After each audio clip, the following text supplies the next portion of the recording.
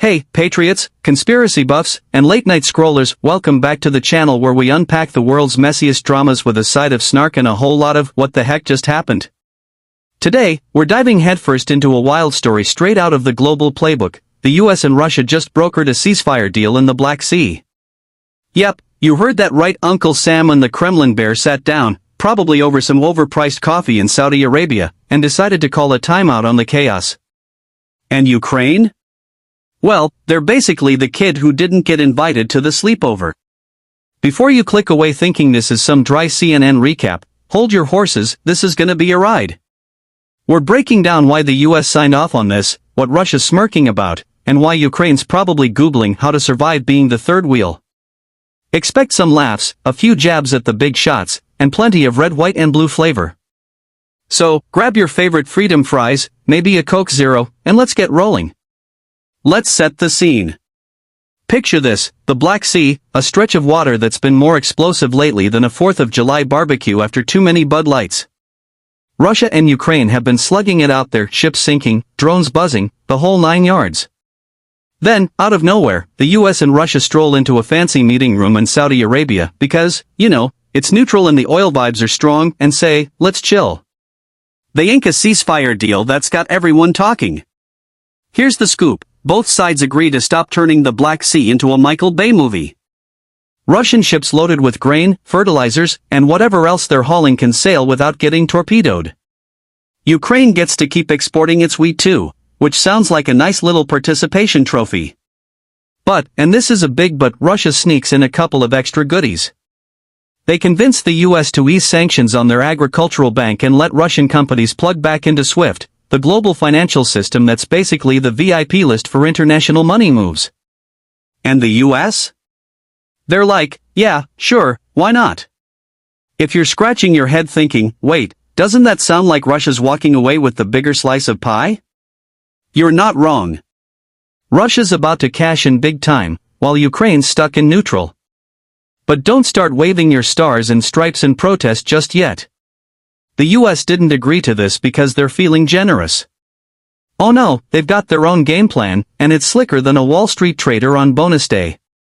Let's break it down. So why did the US greenlight this ceasefire? Are they going soft? Did Putin finally figure out how to sweet-talk Biden over Zoom? Nah, folks, it's not that simple. The US has 4 big wins here, and they're playing this like a season finale of House of Cards. Let's dig in. First up, the US loves nothing more than strutting around as the planet's self-appointed hall monitor. You know the type, shows up late to the party but still takes credit for breaking up the fight. By brokering this deal, they get to slap a big mission accomplished banner on their diplomatic resume. They're out here telling the world, see? We're the grown-ups in the room. Without us, you'd all be eating dirt sandwiches. And honestly, they've got a point. The Black Sea's been a logistical nightmare since this war kicked off, grain shipments stalled, food prices spiking, chaos everywhere. The US swoops in, calms it down, and gets to look like the hero in a Marvel flick. But let's not forget the history here. The Black Sea isn't just any body of water, it's been a geopolitical hotspot since the days of the Roman Empire. Fast forward to the Cold War, and it was the stage for some of the tensest standoffs between the US and the Soviet Union. Remember the Cuban Missile Crisis? That was basically a Black Sea drama on steroids, with nukes pointed across the Atlantic instead of drones buzzing over wheat fields. The US has always had a vested interest in keeping this region from boiling over, and this ceasefire is just the latest chapter in that saga. Plus, here's the sneaky part, they dodged the blame for lighting the fuse in the first place. Let's not kid ourselves, America's been pouring cash and weapons into Ukraine like it's Black Friday at an arms dealership. Billions of dollars, folks. Last year alone, Congress approved over $60 billion in aid, and that's not even counting the under-the-table stuff. By playing peacemaker now, they get to wash their hands of the mess and say, hey, we fixed it. It's like starting a food fight at Thanksgiving and then bragging about cleaning the mashed potatoes off the ceiling. Classic move. Take, for example, a guy like Joe from Texas. Joe's a wheat farmer, and he's been watching grain prices yo-yo like a Wall Street stock. When the war started, prices shot up, great for Joe's bottom line, but terrible for the folks buying his bread. Now, with the ceasefire, prices might stabilize, and Joe's wondering if he should plant more or sell while the market's hot. It's a gamble, and he's not sure whether to thank the US or curse the Kremlin. Either way, he's glued to the news, and so are millions of Americans just like him. Next up, the US is terrified of this Black Sea brawl splashing onto NATO's doorstep. Imagine Russia accidentally lobbing a missile into Turkey or Romania. One wrong move, and boom, Article 5 kicks in faster than you can say World War III.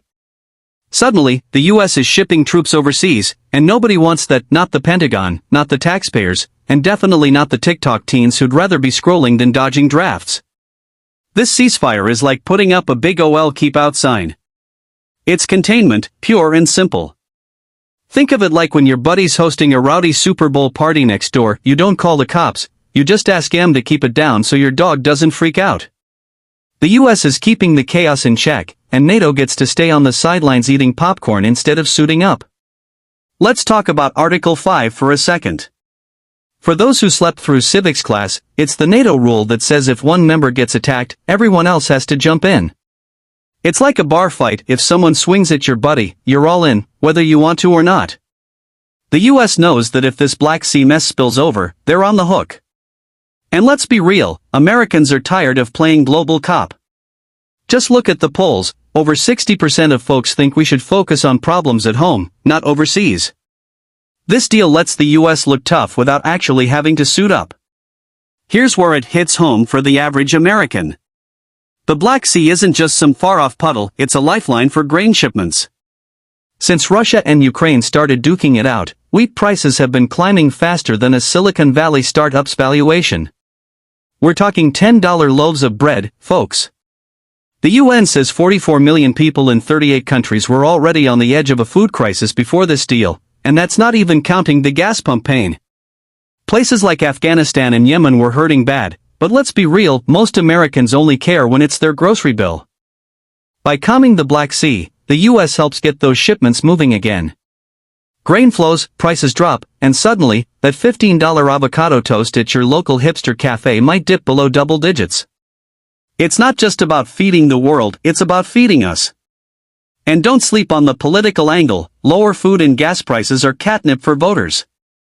Picture Biden or whoever's in the Oval Office grinning at a press conference, saying, "We brought inflation down, folks. You're welcome." Meanwhile, every soccer mom in Ohio with a minivan and a Kroger card is nodding along. That's how you win midterms, baby. Take Sarah from New York. She's a single mom, works 2 jobs, and every time she fills up her tank or buys groceries, it's a punch to the gut. Last month, she paid $4.50 a gallon for gas and $7 for a gallon of milk. She doesn't care about geopolitics, she cares about making ends meet. When she hears about the ceasefire, she's not thinking about Putin or Zelensky, she's thinking, maybe I can afford to take the kids to Disney World next year. That's the kind of relief this deal could bring, and it's why the US is betting on it. Last but not least, this is a classic slow burn. The US isn't handing Russia the keys to the kingdom, they're tossing them a breadcrumb while keeping the whole bakery locked up. Sure, Russia gets some sanctions lifted on their farm bank and a swift lifeline, but the US still has a chokehold on bigger stuff, oil bans, tech restrictions, and that $300 billion in frozen assets they're dangling like a carrot on a stick. This ceasefire isn't surrender, it's strategy. Think of it like a poker game. The US folds a small hand now so they can go all in later. They're betting Russia will get cocky, overplay their cards, and leave an opening for a knockout punch. Maybe it's a tougher sanctions package next year, or maybe they use this goodwill to rally NATO for something bigger. Either way, the US is playing for the championship, not just a wildcard spot. Let's not forget the frozen assets. When the war started, the US and its allies seized $300 billion of Russia's cash, money that was sitting in Western banks. That's like your ex taking your life savings and saying, "I'll give it back when you behave." The US hasn't unfrozen a dime, and they're not planning to anytime soon. This ceasefire is a tiny concession compared to that financial stranglehold. It's like letting Russia win a hand of Go Fish while the US holds all the aces in blackjack. Now, let's talk about Ukraine, because someone's gotta pour one out for the underdog. In this deal, they're like the guy who shows up to the potluck with a bag of stale chips while everyone else brought steak. Sure, they get to keep shipping grain, but that's about where the good news ends. Russia's counting cash, the US is polishing its halo, and Ukraine's just happy to not be a floating target for 5 minutes. Then there's Zelensky. Oh, Zelensky. The man's been rocking those olive green tees like he's auditioning for Rambo 6, but let's be honest, he's not exactly steering the ship anymore. Remember when he swore off suits until the war was over? Yeah, that's starting to feel like when you promise to hit the gym but end up binging The Office instead. He's stuck in no man's land, trying to keep the US happy while dodging Russia's glare, and neither side's tossing him a lifeline. It's brutal. Imagine if Zelensky walked into a press conference tomorrow in a 3-piece suit. The internet would explode. Zelensky wears suit, war over, tweets would flood X, and cable news would have a field day. But let's be real, he's not putting on that suit anytime soon. He's in too deep, and the US and Russia are calling the shots now. It's like being the little brother in a game of Monopoly. Sure, you can roll the dice, but the big kids own all the properties. The real gut punch? Ukraine's future isn't even in their hands. It's like the US and Russia are playing a high-stakes game of Risk, and Ukraine's just a territory on the board. If Trump and Putin start swapping golf tips, or whatever dictators and ex-presidents bond over Ukraine might as well start brushing up on their borscht recipes. Too dark? Maybe, but you get the drift. Let's not sugarcoat it, Ukraine's been through hell. They've fought bravely, but bravery doesn't pay the bills or rebuild cities. They're relying on US aid, and that aid comes with strings that are starting to look like puppet wires. If the US decides to shift gears, Ukraine's left holding the bag. It's a tough spot, and it's why some folks are calling this deal a raw deal for Kyiv. So, where does this leave us? The US and Russia just pulled off a ceasefire that's got something for everyone except Ukraine, who's basically the designated loser here. Russia's banking profits, the US's banking credibility, and the world might actually get a break from $6 gas and $8 bread. But don't get too comfy, this is just the trailer, not the movie. The US has more tricks up its sleeve, and Russia's not exactly known for sticking to the script. In the end, this ceasefire is a classic case of realpolitik. Everyone's playing their angle, and ideals take a back seat to interests. It's not pretty, but it's the game. And for now, the US is betting that a little give today will lead to a lot of take tomorrow. Whether that pays off? Well, that's a story for another video. What do you think, fam?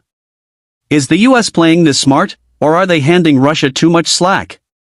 Drop your hot takes in the comments, smash that like button if you're still awake, and subscribe for more breakdowns that don't pull punches. Until next time, keep your eyes on the news, and maybe stock up on some bread just in case.